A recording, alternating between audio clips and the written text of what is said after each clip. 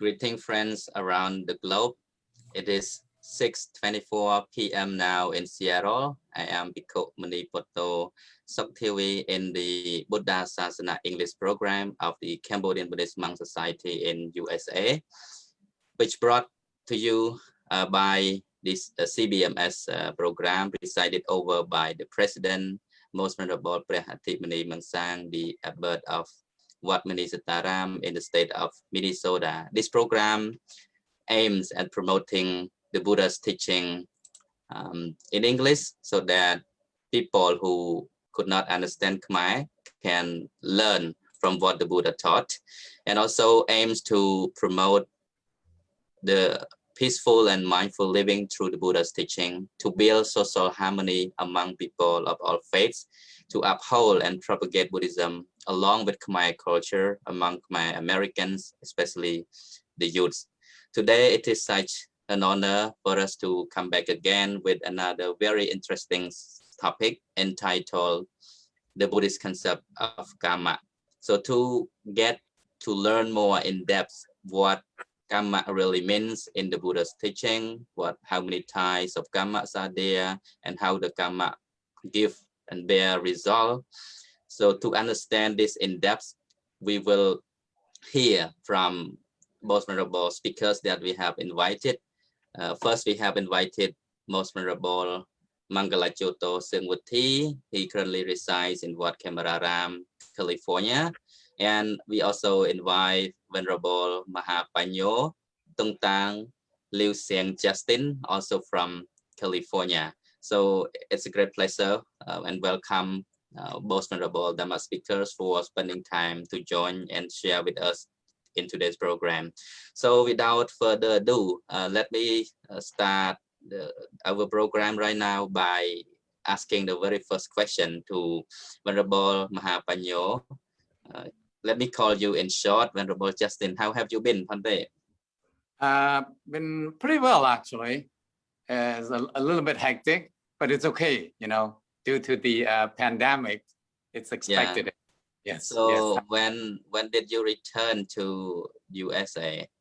On the very first day of the rainy season, the end of the rainy season, which is the 2nd of October last year, and arrived in the United States also the 2nd of October as well. So right now, which monastery are you dwelling? I am residing in Santa Ana Monastery. It's in Santa Ana City. Yes, California. Is it in the north or south? No, it's towards south. Oh, toward the south. Well, not close to San Diego. You know where Long Beach is, right? Yeah, I do. Yeah, approximately half an hour from Long Beach. How many monks are there at your monastery? Right now, 6, including me. Oh, is everyone doing okay?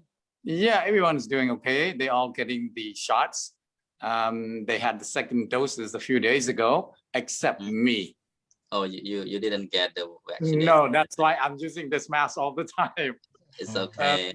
Yeah, I just got my 2nd dose 1 hour ago, you know. So yeah, I'm feeling good. I mean, I'm feeling fine right now, but I don't know what happened the next day. So some people say they get sick after the 2nd dose, you know, probably maybe tomorrow or tonight. So anyway, let's get back to our topic. We are going to discuss about the Buddhist concept of karma. Of course, karma is a very important concept in the teaching of the Buddha. I think all of us are very familiar with this term karma, but how much we understand about this term, I'm not sure. So today we're gonna find out, you know, dive deep in detail about what karma really is, how the Buddha expound this theory of, you know, of karma. So let's hear from Most Venerable Mahapanyo Justin. Can you define the term karma according to what you have researched, according to the teachings of the Buddha, Bhante, please? Well, I'm gonna go ahead and jump right into it. Namaskar to all the most venerable monks out there. According to my research, in the Buddhist tradition, the term karma in Buddhism, it is karma refers to actions. Okay? Refers to action that is driven by intention, which will lead to future consequences. That's what I wrote down. Okay. According to the Buddha, I'm going to go ahead and read what I have noted down. It's in Majjhima Nikaya 135. Majjhima Nikaya 135, the Buddha said that beings are owners to their karma. It is karma that differentiate beings according to inferiority and superiority. So according to that particular sutta in Majjhima Nikaya number 135, Kula Kama Vibhanga Sutta, is that human beings are accountable to their own actions. So each one of us needs to understand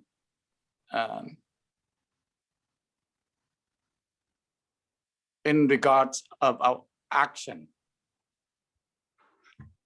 If we do good, good will return. If we do bad, bad will return. Okay. And the intention of performing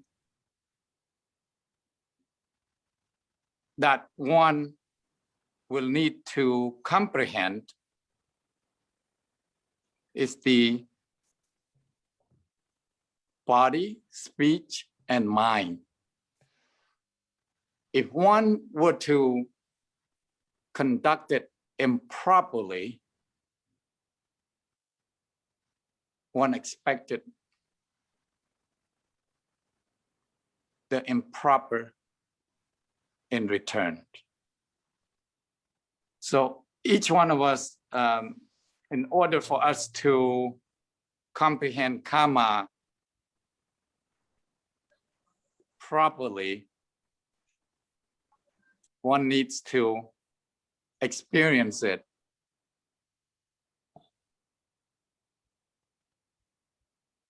There's so many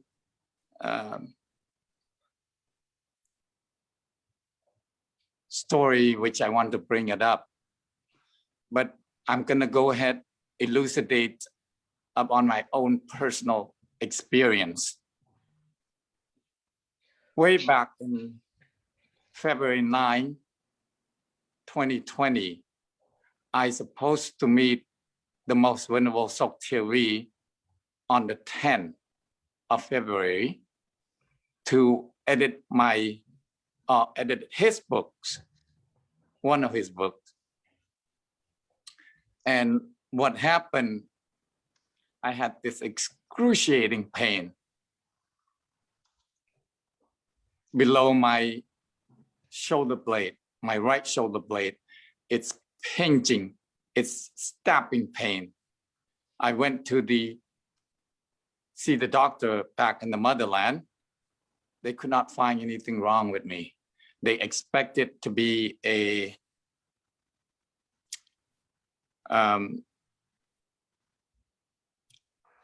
stone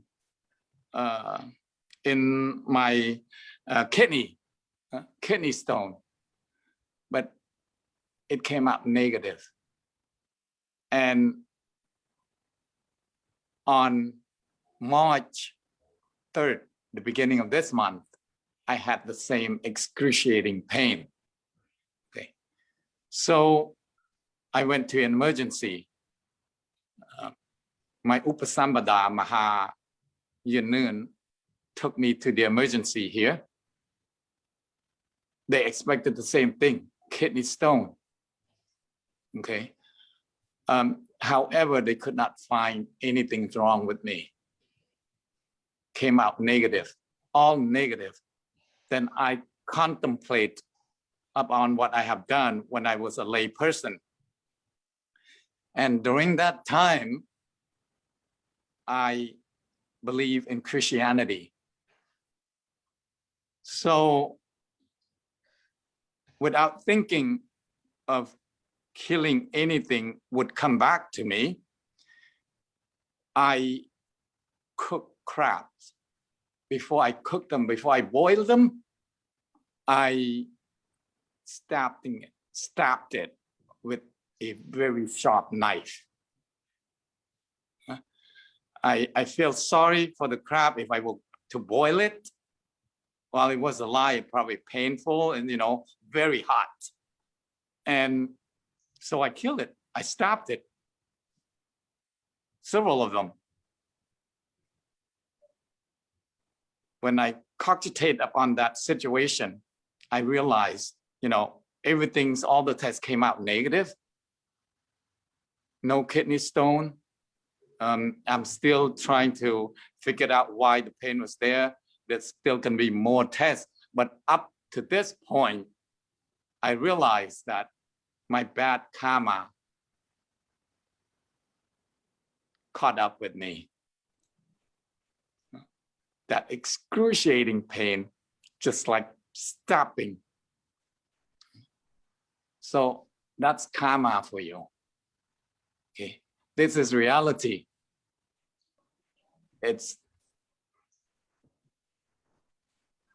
I didn't get it from anyone. It is personal. It happened to me personally. Yeah. So that bad karma is there. It's there. Whether you believe it or not, if you want to experience it, which I do not suggest for anyone to experience it. And it's quite painful. So up to this point, my bad karma has caught up with me. I don't know if that's making any sense. So Bhante, thank you. I think you brought up a very interesting, experience of yourself about how, to let people understand the theory of karma. So you also raised about intentional or volitional action, right? That is called karma, according to the teaching of the Buddha. Like the Buddha said, Cetana hang kamang vadami bhikkhave, right? Or bhikkhus, volitional action that I call as karma. So let me hear from Venerable Sungvati as well. Can you, you may be having a different definition, or you want to add to that about the definition of the karma, and also you may include the different types of karma as well. Thank you, Bhante Sutiri. Actually, the word karma is in Pali word. And here, according to a book written by Dr. Mamtin Mon, he wrote a book entitled Karma is a Real Creator. In his book, he mentioned that karmas mean action or deed. And the Sanskrit word equal to the word karma is karma. And only volitional action is called karma. So whatever action that we perform without intention or volition, it is not a kind of karma, according to Buddhist perspective. For example, when we drive the car along the road, sometimes we kill the insect or fish or frogs along the road. But many questions arise that whether the person who drives the car and kills fish and frog or small insect along the road, will they commit bad karma or not? But here in Buddhism, it is said no. If we don't have intention to kill them, or we don't have volition to kill them, we don't commit any bad karma. The word karma is only accompanied by action and volition. That is called karma. An action without volition or intention is not karma actually. The reason is that it is volition, cetana, which accomplished by an action.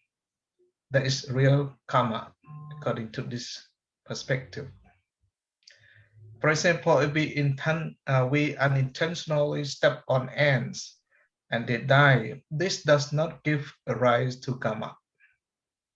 And if we intentionally step on the ant to kill them and they die, that is an unwholesome karma is formed, you know.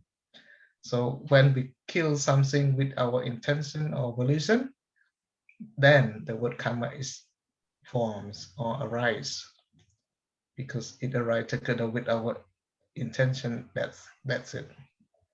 And so we should regard karma as volitional action or intentional deed. Karma is not luck, which implies that something happened without a cause. Karma itself is a cause, and it will produce its appropriate effect. Nothing happened without a cause in Buddhism. Remember that. And one is lucky or not depending on the effects of the volitional action one has done previously in the present existence or in the past existence. So only when we understand correctly the principle of Dhamma and its effect that we will possess right understanding about it. Yes, thank you. I just thank you so much. To this question. Yeah, thank you so much for adding on to the definition of karma. But let me ask you again about, how many types of karma are there? If you can elaborate, the different types of karma that we may done, through different ways, or in which it gives to result as bad or good or whatever. Actually, there are many kinds of karmas or many types of karma. But here's first I would like to elucidate or explain 3 types of karma. It means kaya karma, that is called bodily action, and vachi karma, it means verbal action, and mano karma, it is called mental action. So any action happens bodily, like killing, stealing, and committing any sexual intercourse through our body is called Bodily action. Bodily action or kaya karma.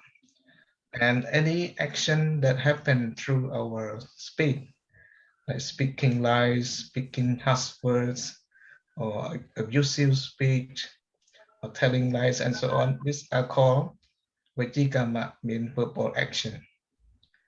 And for mental actions, for example, when we think about ill will and covetousness, and we want to think to find a way to kill someone, that is called mano karma, mean mental action.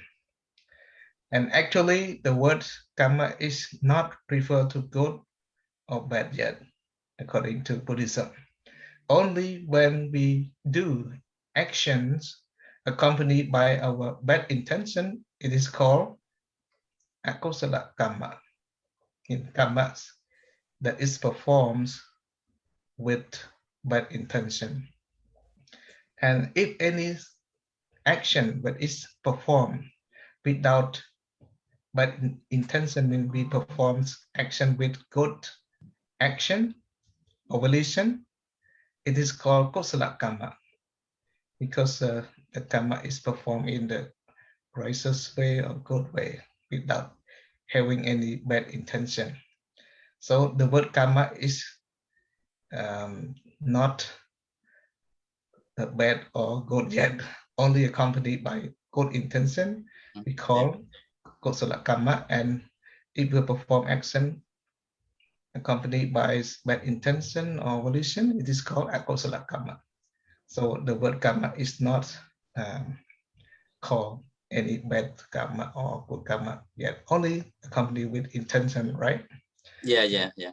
Thank you so much. When you talk about, when we define the word karma, we should not, be biased like towards only thing which is bad, right? As in the Khmer word, sometimes we misunderstand when we say, oh, kam, when we talk about kam.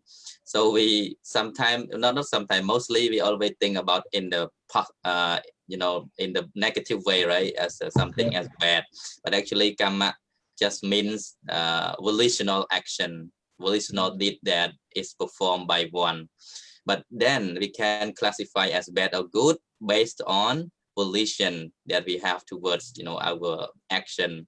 And action again can be done through three ways, right? Through bodily or physical action, through verbal action, and through mental action. Like we learn about the 10 akusala kama pattha, the 10 unwholesome deeds. We have to refrain not to do any evil through the physical body, just like Venerable Srimati has mentioned, to refrain from killing, refrain from taking what is not given, refraining from committing adultery or sensual misconducts. And this is the 3 bodily actions. And again, the 4 verbal action, refraining from telling lies, from harsh speech, from backbiting, and from frivolous talk or nonsense talk. These are the 4 verbal actions. And the last is 3 mental actions, right? Refraining from covetousness, alopa, or apicca, anapicha, and refraining from ill will, abhyapada, and then refraining from wrong understanding, michatati. So these are the 3 mental actions that you have mentioned, and also you talk about the bad karma or good karma. So it depends on our volition.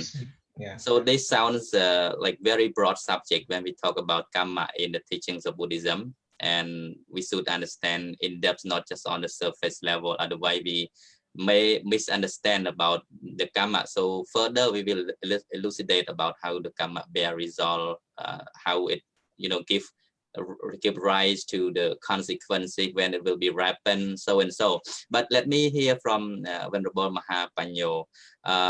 Do you have anything else to add on to the different types of karma? If you have, please. Well, the most Venerable Srimati had already mentioned everything that I want to say in regards to the karma. Yes, karma in the United States, most people know it as karma, K-A-R-M-A. It's a Sanskrit language, and karma, it's a Pali language, which is the original language that the Buddha had utilized during his teachings. And also those 3 types of karmas as well, bodily, verbally and mental. Bodily, verbal, and mental actions. Those are the most important actions that one should understand. That the most powerful karma there is the mental action. Okay, if you don't, in your mind, you want to kill something, you didn't even have to kill it. You already committed the bad karma by just thinking about it. Okay, but what I would like to add is that in Majjhima Nikaya 57, Kukuravattika Sutta, the Buddha elucidated about the 4 classified karma into 4 groups, and those are dark with dark, that's the first one. Bright with bright result, dark with dark result, bright with bright result, dark and bright with dark and bright result, neither dark nor bright with neither dark nor bright result. Now those are in the Kukuravatika Sutta in Majjhima Nikaya number 57. If anyone wants to read further, you can get into that particular sutta and read more about it. And another sutta that I have read in Majjhima Nikaya is 135. I mentioned earlier, Kula Kama Vibhanga Sutta. Okay, if you want to know more about karma, please read those. And there's also 4 different classifications of karma as well, which I got it from sutta.com. Quite lengthy. I will post this in the comments when we get off the line, because it's too long trying to elucidate it. So,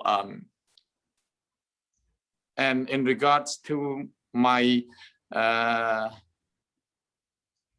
how do you define this term? To answer that, personally, the word karma is what goes around comes around. Just like I have expounded my bad karma. So, and also, which I have just read in Anguttara Nikaya, saying that if the karma taking place in this particular life, that means it will be ended. Does that make sense? Your life will no longer have that bad karma. And well, the question is not up yet in regards of why people think that they do good, why the, you know, bad karmas come along, and will the good karma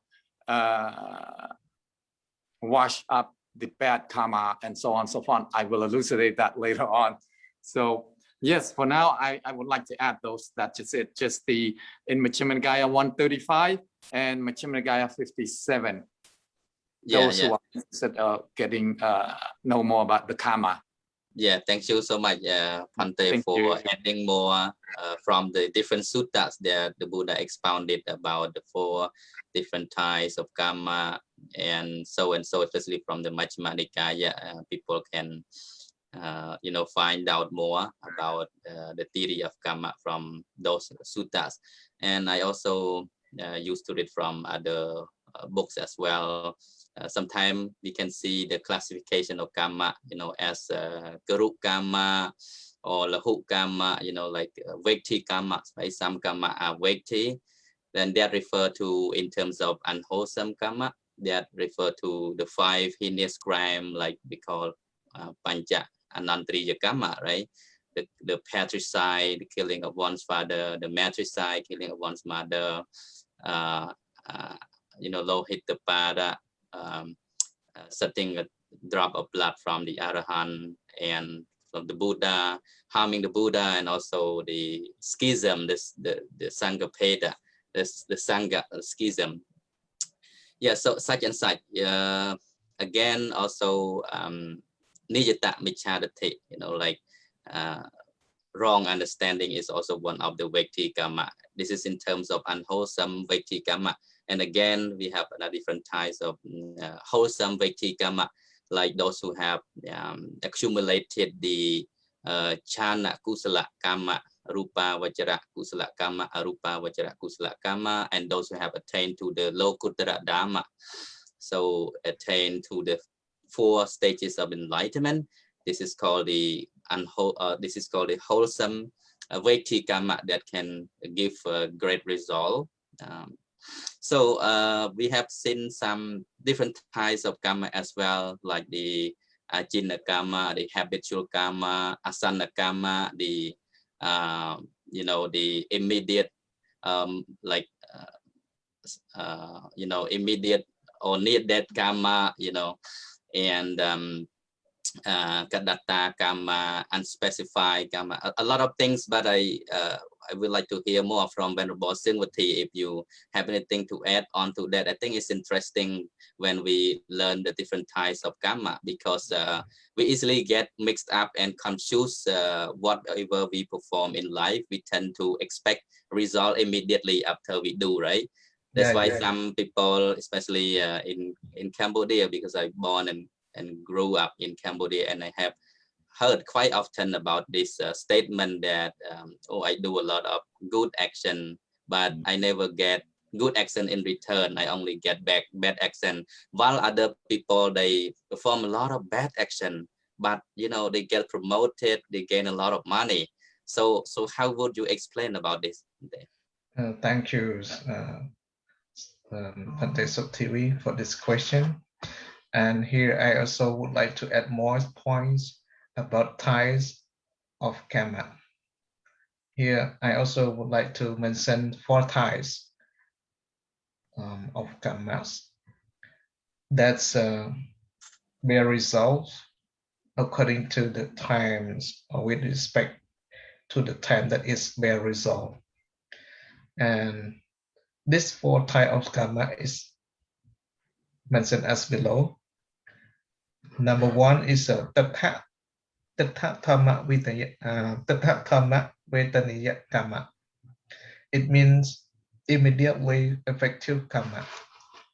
This karma or action, whenever a person performs it, soon it bear results. No need to wait for next life or in the future life. For example, in our society, if a person go to steal other property and the police saw them, so they saw him, so the police arrest him and take him to the jail. That is, you know, the result of action that bear result to that person's effectively in this present time. No need to wait for next life or future existence. It is called Tatha Dhamma Vedaniya karma. It means the action that bear results effectively now. And number 2, Oppaja Vedaniya karma. It means subsequently effective karma. It is like an action which bear results in next life or life hereafter. When we do any bad action right now or any good action right now, but we don't get the result yet. That's why you mentioned just now. Some person now they are doing very good in this life or existence, but they rarely get good result from their good action. They only get bad results from what they are doing good. And they confuse that, oh, the theory of Buddhism about karma is not correct. They may think like that, but actually it is not so. For example, when we do good action right in this existence, but we get bad results, according to Buddhism, the Buddha explained that maybe we in our previous life we did a lot of bad karma or bad action, and that bad actions bear results until now in the present life, and that bad action bear result is not exhausted yet. But when here in this life we try to do more and more good deed, I think later the result of a good deed will fall upon him. Then he will enjoy the good result from his good action that is doing in this present life. So don't be disappointed about good action that we are performing right now. We should have confidence to do good karma in this life, even though we still get bad result, but later on we may get good result from our good action in this life. Yes, and number 3, it is called aparapariya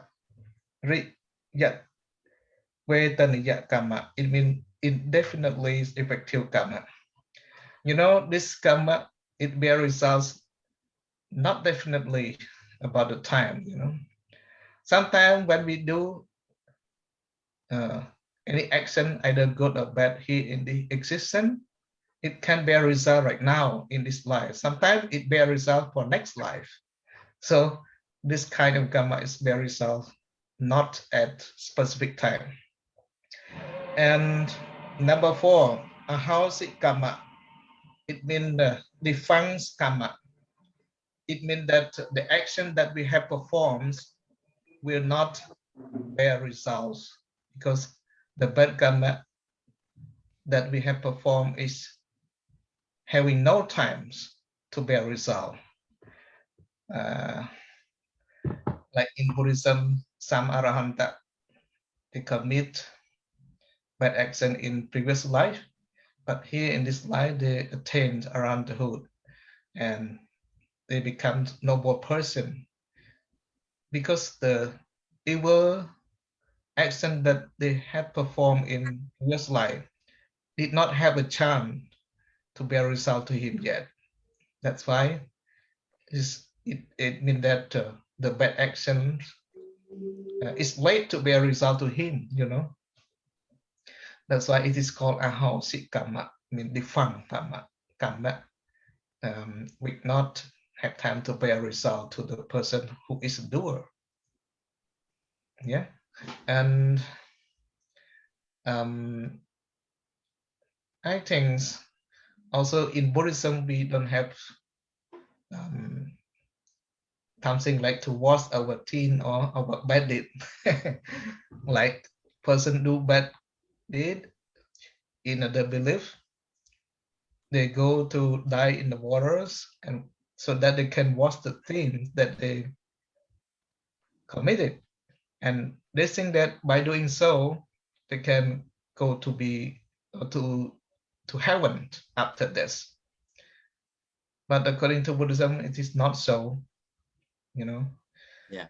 We cannot wash our sin, that our sin or bad action that we have performed by washing or dying in the water. But in Buddhism, is encourage us to do more good action in our present life. If we try to do more and more good action right here in this present time, the bad action that we have performed in previous lives may have not chance to bear result to us. So if we try to do more and more good deeds in this present lives, more and more good deeds, then the good, the result of good karma will always bear us a result. At the time, the result of bad karma that we performed in previous life have no more chance to bear result until it is late to bear result, and at the time we enjoy this result good deed until we attain the highest state of a person, like become noble person like that. So that's why in Buddhism it is encourage us to do more and more good deed in this present life. Because if our previous life we have done a little good deed, it may not have time to bear results in this present time, because of in the present time we try to do more and more. Like to overwhelm it, right? Yeah, that's why Overpower. it can stop the result of bad karma in our previous life like that. So it is. So is it something like when Khmer people say for bon liang bap, how bon how how the merit can wash the sin? No, How do you explain that? it is impossible. Like when like Sum, he mentioned in his book that we in Buddhism don't have the rituals to wash or to clean our sins or bad action.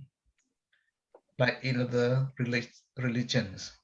But we try to do good in order to forget the bad feeling of our bad action in the past, like that. So if we try to do good more and more in the present time, we may forget the bad feeling of our bad karma in the past, like that. But it doesn't mean that we can run away from our previous bad actions, right? We cannot run away. But if we try to do only good from now on, the result of bad karma maybe have no chance to be a result. That's why it encouraged to do that only good, you know. Thank you so And much, Bante. in Buddhism, in Buddhism, if think that if the person just wash their body with soap or waters or dive in the river to clean the things, how about the fish and the other kind of animal living in the waters like tortoise, fish, and other kinds of like something in the river, and they swim in the rivers or the swim in the waters every time. That's why if they do like that, it can clean their body, and after this they may be reborn in the heaven or celestial world, like that. But the Buddha said that no, not like that. You know, we cannot clean our sins or our bad deeds just by diving the water or washing our body. It is come from our minds. That's why we need to clean our minds. To do something, we need to have intention. When we think only good action, to do only good action. That's why it can stop something is bad in our life. Okay, thank you so much. So I just try to summarize what you have delivered. I think it is very good insights for our people to get to understand more about the theory of karma. And I think it's important about this idea. We're not doing good just to cleanse our bad action. You know, we're trying to do good because this good action that we are performing right now, it will be as working as supportive karma, right?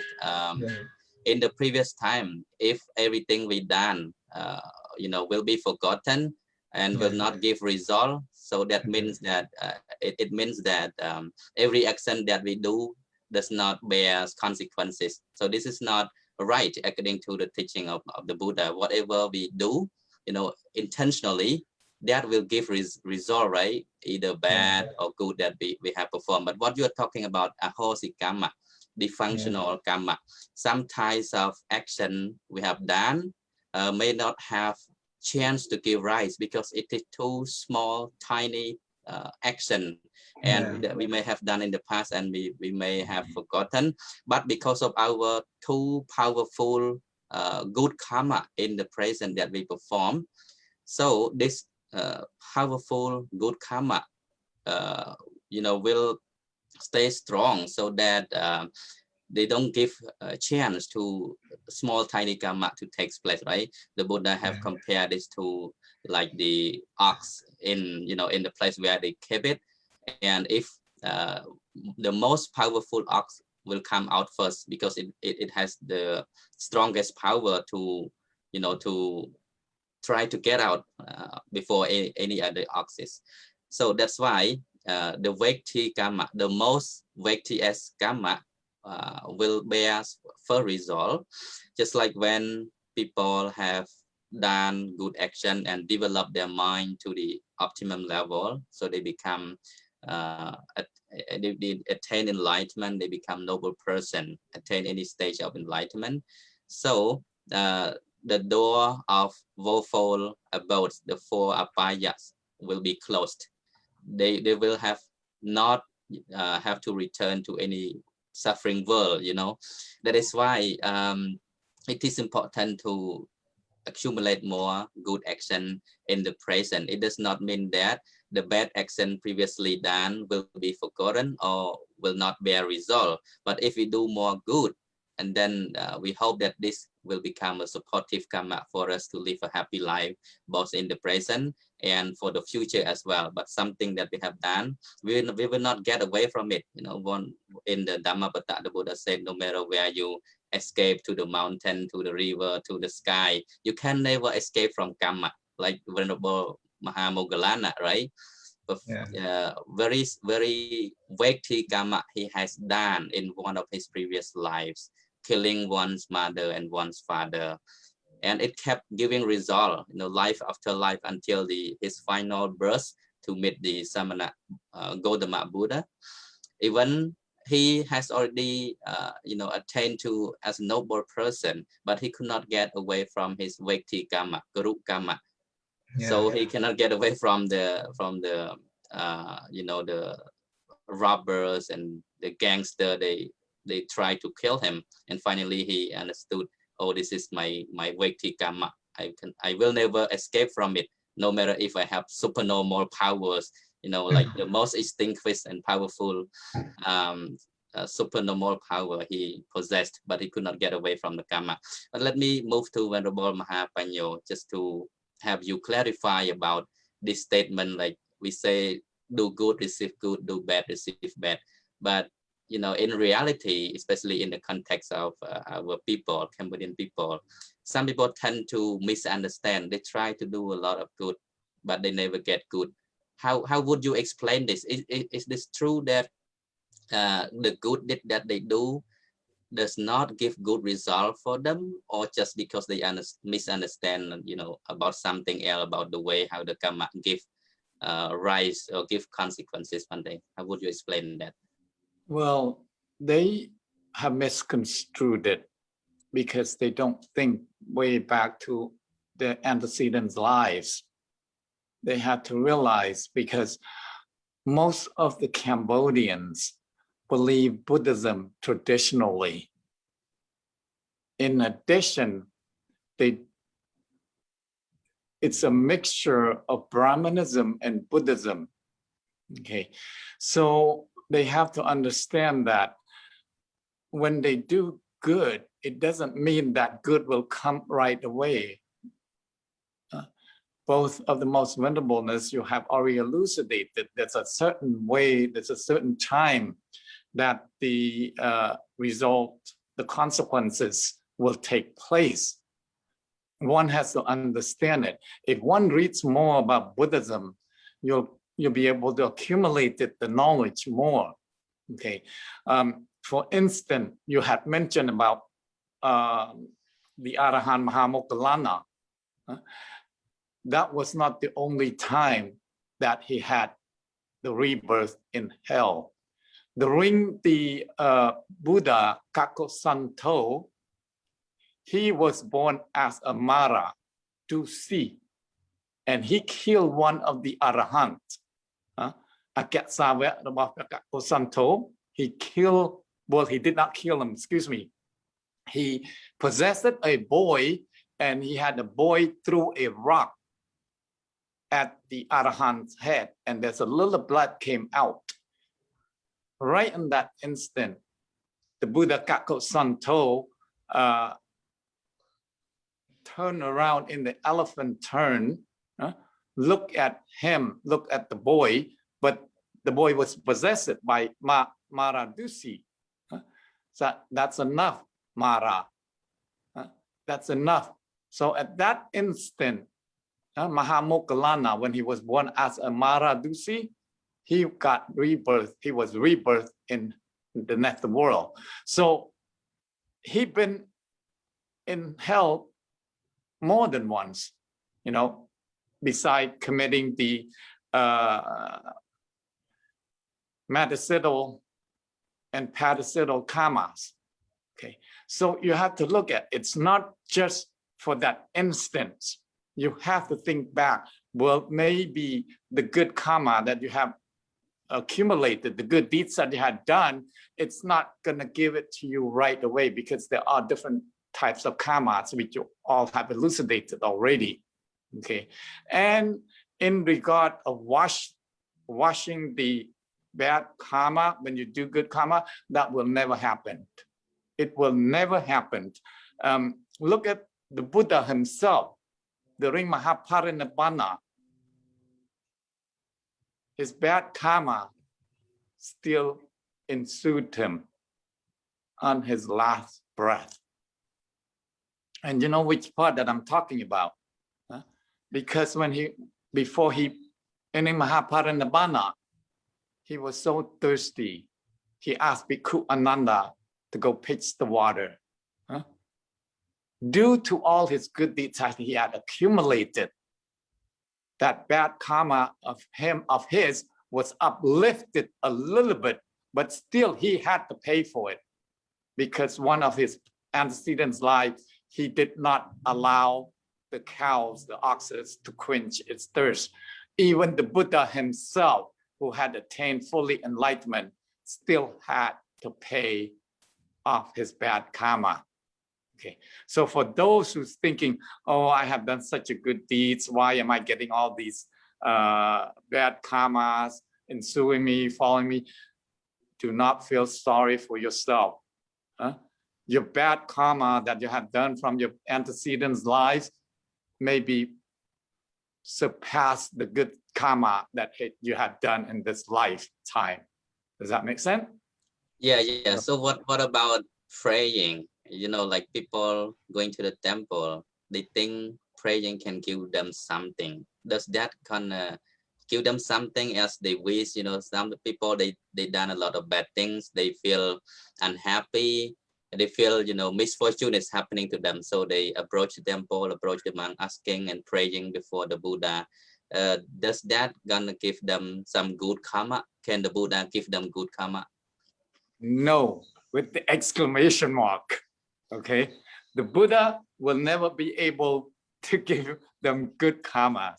We're talking about mindfulness. Huh? They're praying so that their mind will feel better. Yes, that's it. But the Buddha had in the Mahaparinibbana already. I have heard so many times, may the Buddha bless you. The Buddha cannot bless anyone. You blessing your own self by doing good deeds. Huh? Yeah. That's it. You cannot be getting the blessing from the Buddha. All the most vulnerableness, please do not say, may the Buddha bless you. That is the wrong things to say. Okay, the Buddha had already entered Mahaparinibbana. He's no longer here. He will never come back to bless anyone again. So for us as Buddhist monks, we need to comprehend that situation. Do not disseminate anything so that they'll be misconstrued about Buddhism. Yeah, I think that is interesting at that point. Let me raise something, you know, another question which is similar to this. I think some people may get confused with the word blessing, because in today's world, you know, even here in the United States, people come to the temple, they hope to get blessing from the monk. So they even call like the Parita recitation, what we call Sot Mun or Chumran Preparat. They call it a kind of blessing from the monk. Going to the temple, they hope to get blessed by the Buddha, by the by the Sangha, the community of monks. How do you explain that? Is it something about the term, how we use it, or something which, you know, should be understood in that case about the word blessing from the monks, but through chanting or Parita or from the Buddhas? Well, when people come, I have the opportunity, my Upasambhada Mahayanoon, who had always given me the opportunity to do the dissemination of Dhamma. And when people ask about that kind of questions, I say, you have to be mindful. Okay, you have to be mindful. The Dhamma that we intone, those have different meanings. You cannot get blessings from that Dhamma. You cannot, because the Dhamma itself, if you can understand them perfectly, you already know, should I be elucidating the term Dhamma also? Yeah, maybe a little bit of that, yeah. Okay, the term Dhamma in Cambodian, it's the period that Tro Trong Sat Lok. In English, they do not translate it. They keep it as Dhamma because you and I had discussed about it, the most wonderful Soktivi back in the motherland. That so I translated the word Dhamma from Cambodian into English. The natural condition which embrace all beings. Okay, so what are the natural conditions? Those natural conditions such as bad deed, good deeds, integrity, dishonesty, bad deed and good deeds, bon and bab. Okay, those are the things that's embracing us, which we had alluded already. You do good deeds will return. You do bad deed will return. My hair cannot grow on your head, most vulnerableness. My hair will grow on my head. Your hair will grow on your head. Yeah. Whoever do bad deed, you will get that bad deed. Just like I have said it. What goes around comes around. Going to the monastery, having the most venerable monks to intone the Dhamma to get those blessings. No, you cannot. So what is the meaning of the recitation of the Dhamma, or because sometimes people call chanting? What is the meaning of the chanting? Can you give a little bit of that? What's the meaning of chanting? Could you elucidate that a little bit? Yeah, why we do the chanting, and what is the benefit of chanting? What is the benefit of chanting, of intoning the Dhamma? Well, you know what? If everyone could understand the Pali language, then that would be great. But I don't think anyone could understand it. That's why we're trying to translate it as much as we can from Pali to Cambodian. But the benefit of chanting the Dhamma, that's a very, very difficult question there. Because what would you say, most Venerable Sunmati? What is the benefit of that? Yeah, could you do that for me as well? I think it's a little bit difficult for those who do not understand the meaning of Pali language in our own mother tongue. And actually, for Parita recitation, it's really meaningful, and it can gives good things for the people life when the monks chant and people listen. And if they understand, like you said, the meaning in Pali language into our own mother tongue, it can bring good benefit to their life. For example, the Buddha recite Jayonto, Parita entitled Jayonto.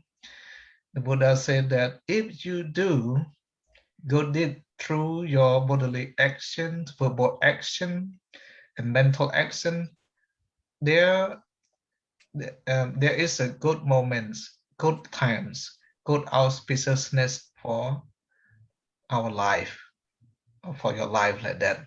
If they understand, like the Buddha said, I would like to talk in Khmer a little bit, something like that,ធ្វើអំពើល្អដោយកាយវាចាចិត្តពេលនោះហើយជាខណៈល្អជាយាមល្អជាមង្គលល្អជាពេលភ្លឺស្វាងល្អសម្រាប់យើងអញ្ចឹងណា So there is no any day that is like bad that, or good, right?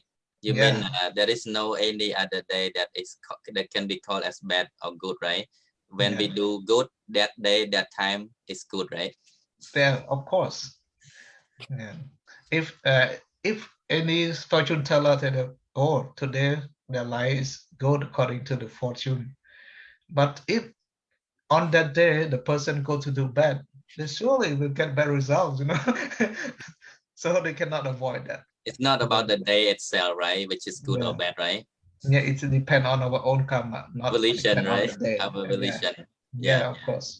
Yeah, that's clear. So can you explain more about the benefit of the chanting of Parita? Because we may, sometimes we use the word, we get blessed from the monk, inviting the monk to do the chanting. Especially we are approaching New Year, Khmer New Year. And traditionally, people invite the monk from house to house to give blessing, so the monk do the chanting. What is the benefit of that?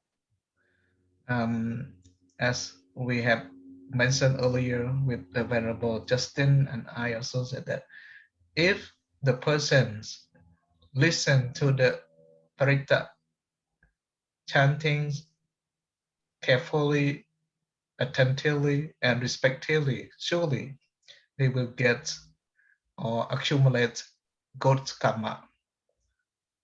Their mind will be peaceful, and at the time their mind will be free from immoral thought.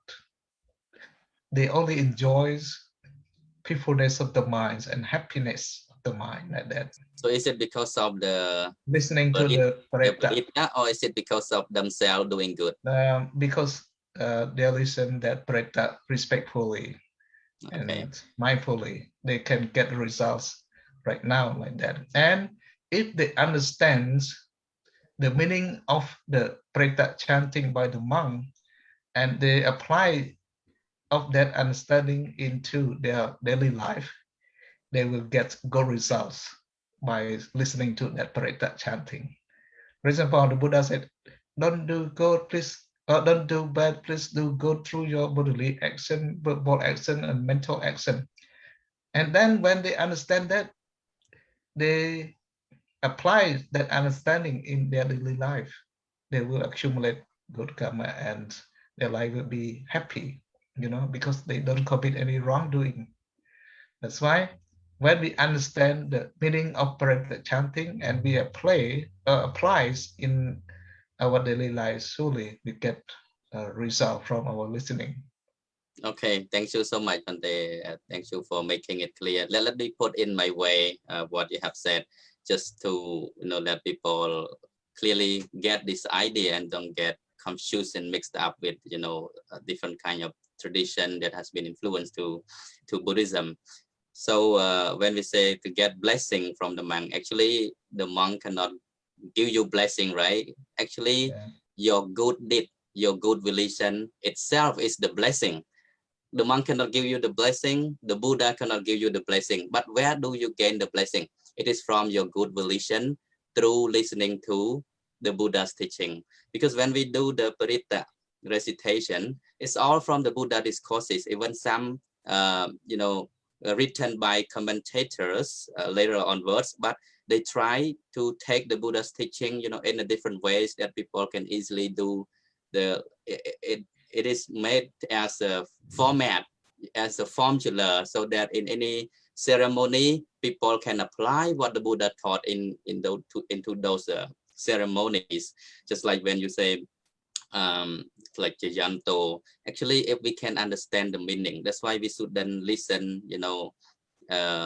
just the Pali but without understanding the meaning. If we can understand the meaning, it is very useful, it is very helpful, it will give rise to wisdom. When you understand, like Jayanto, the Buddha said, do good begets good and do bad begets bad. There is no any other day that is bad. There is a bad day when you do bad, but when you do good, anytime, that moment is good for you, right? There is no good Sunday or bad Monday. There is no such thing, but it derives from your own volitional action. Your good action make your good day. Your bad action make you a bad day. And this is true. This is the law of karma. This is the law of the universe that governs the whole world. And I want to point it out too, that how the what we say, the blessing of Parita takes place. Actually, it's not the Parita or the Dhamma that give you the blessing. It is you who undertake, who practice the Dhamma that gain the blessing, right? The Dhamma does not know anything, right? It is abstract. It is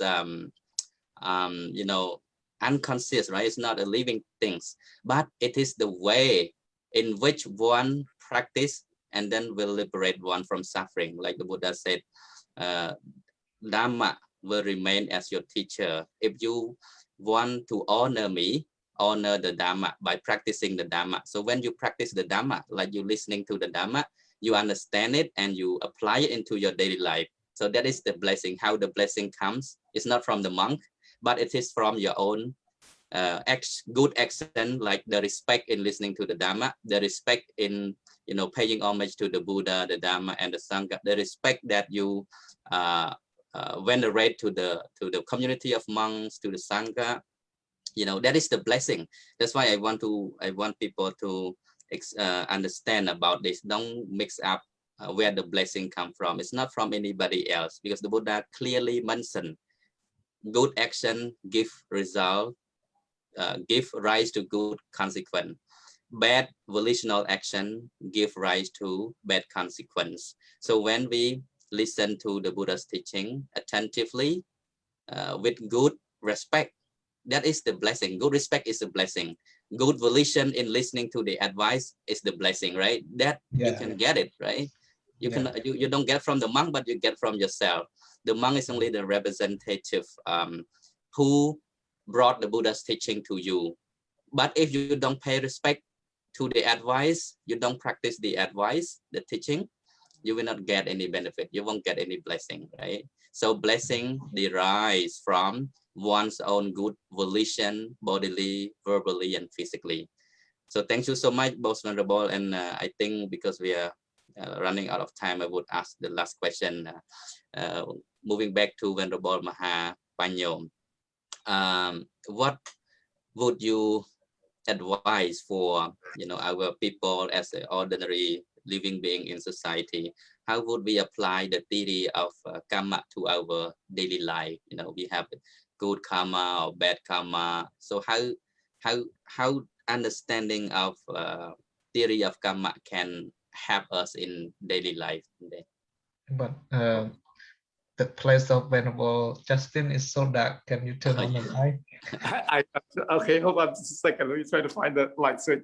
Yeah. Thank Okay, you. so maybe Venerable Simati, you can go first about this question. How can we apply the theory of karma to our daily life? Because in Buddhism, it strongly emphasizes about the theory of karma, the law of karma, and its effect, the theory of karma and rebirth. In the right understanding, samadhi. Samadhi can also mean understanding or believing in karma. How would that be beneficial in understanding this theory? I think that's according to Buddhism. It teaches us to believe in our own karma or action. Don't believe in anything else. We should believe that do good, we get good result. Do bad, we get bad result. It never, the cause and effects or results never different from each other. That's why we need to do like that. Like you mentioned earlier, some people are saying that even though they do good karma, then they still get bad results. But actually, it is not so. The cause of our action is never different from our it results must be the same thing. But that is talking according to the natural law. Natural law, it never be a result different from its cause, right? And if we talk about actions that bear different results in present time, especially according to the society law, it has the person who judges the doing or the action of the people who commit it. Yeah. So this kind of judgments, it can have different result from the action.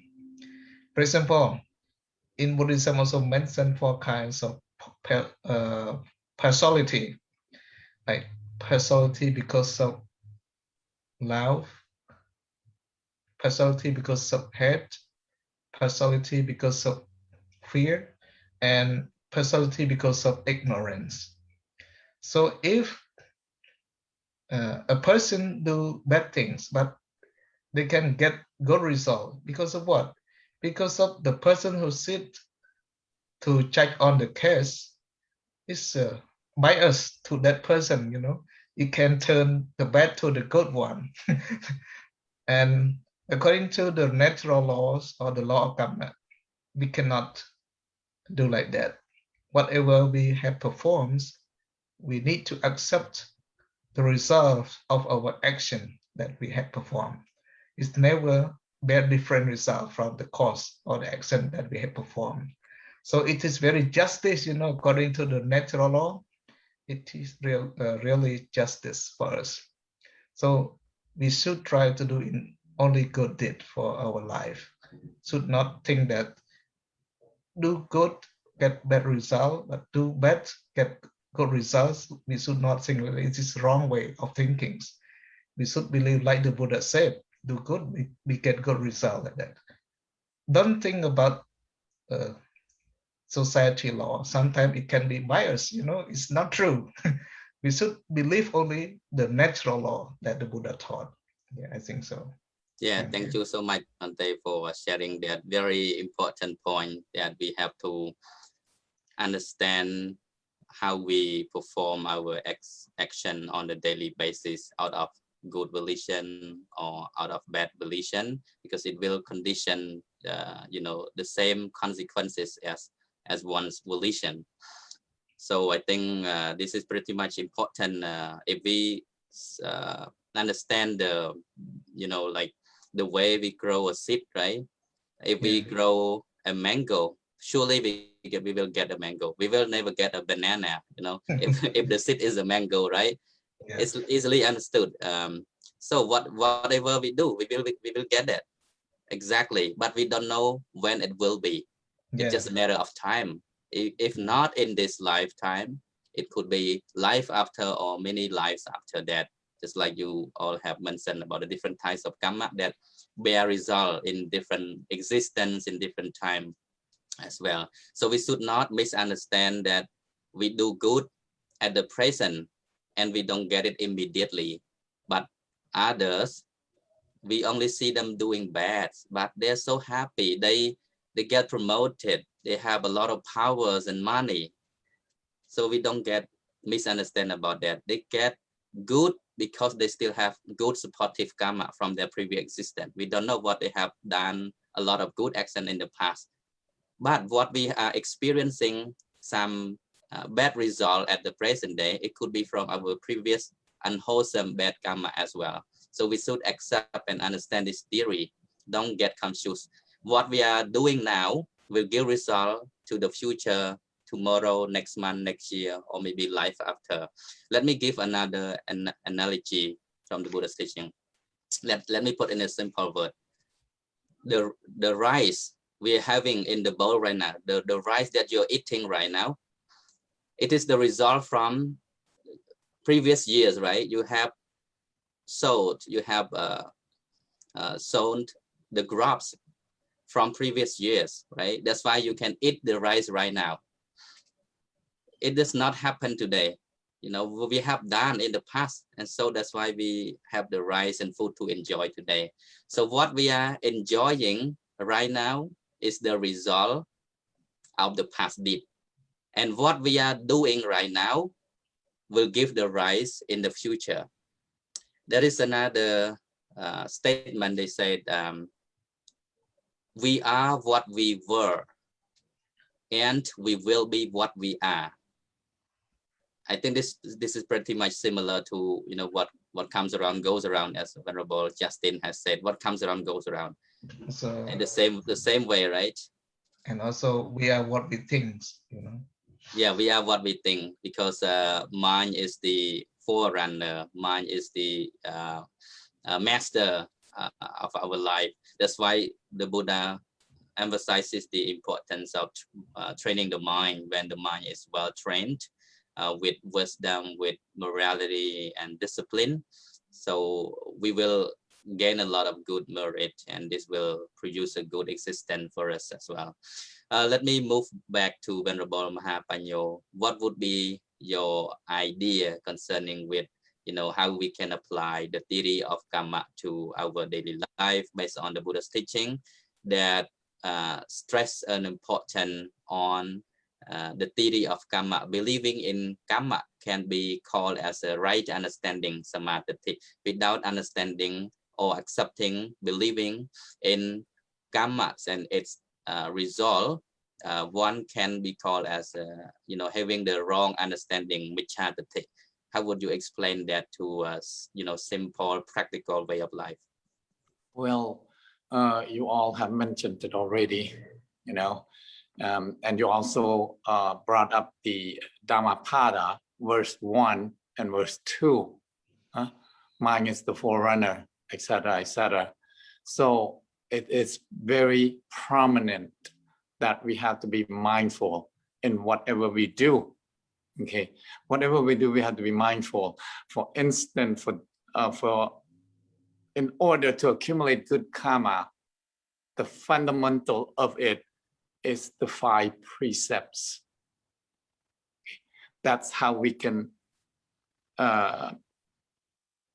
apply it to our daily life. Okay, for the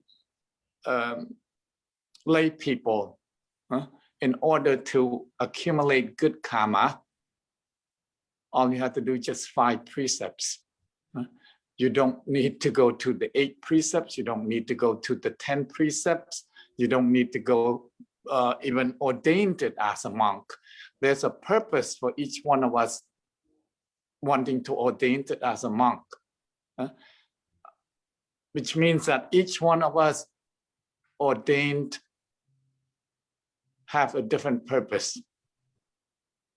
I personally don't need to become a monk for the 3rd time. Okay, I can just disrobe right now, go back to my former life, former career, which is I am a former project architect. Okay, I don't need to become a monk to gain the average. Okay, lip sakara, I need not. If I wanted that, there goes the robes. Back to the lay people, lay person. Back then, I earned about almost $40 a year in 2008. Okay, I don't need this robes at all. So, in order to apply having good karma in our daily life, 5 precepts. Be happy in what you have.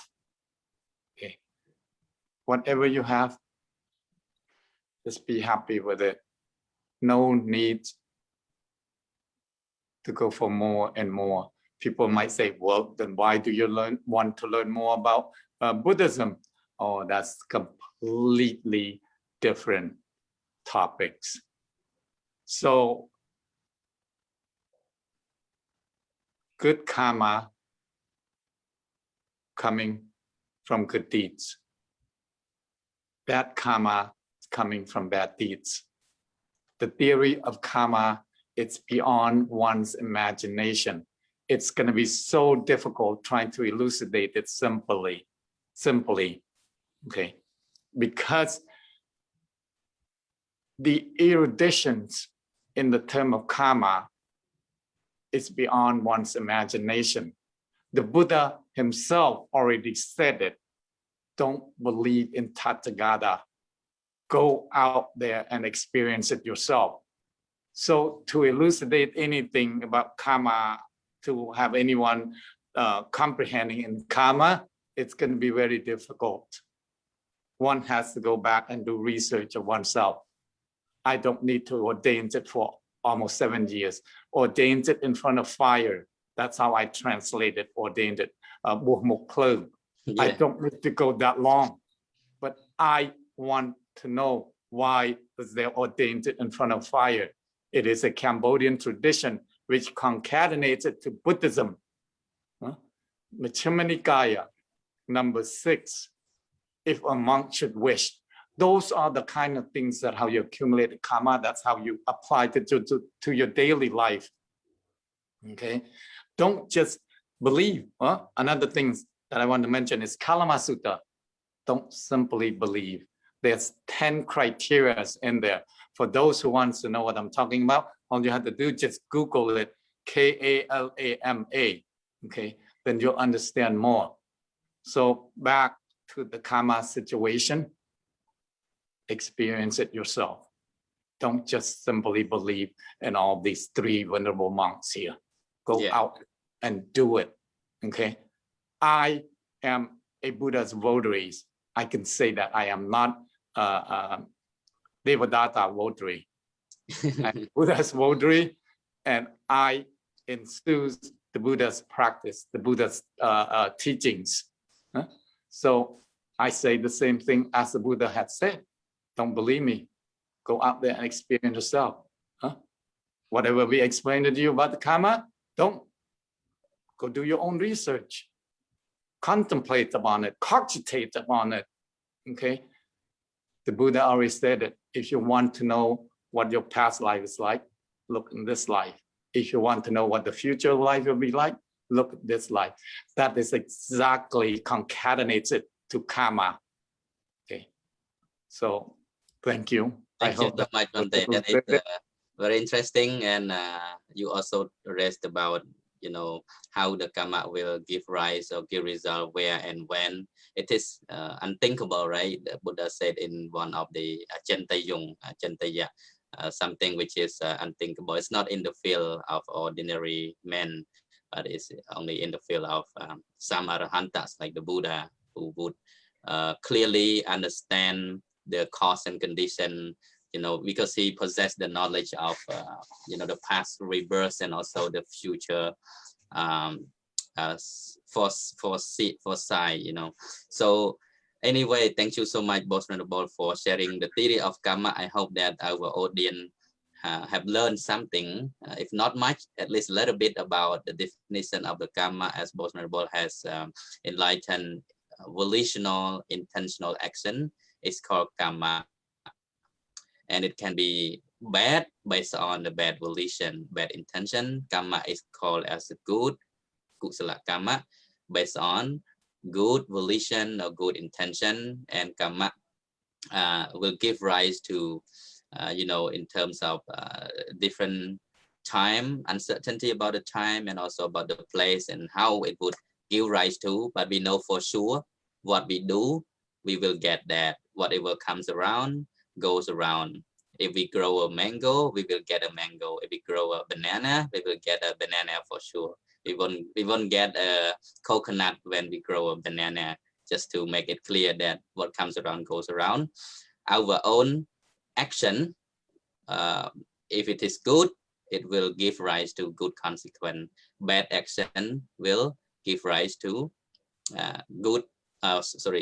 bad action will give rise to bad consequence. So this is the teaching of the Buddha, and it is very important, crucial point expounded by the Buddha about the theory of karma. If one does not believe in one's own action, but believe in other external powers, other external favor or condition that can give us blessing or fortune, this is against the theory of the cause and effect, the law of karma, the law of the universe.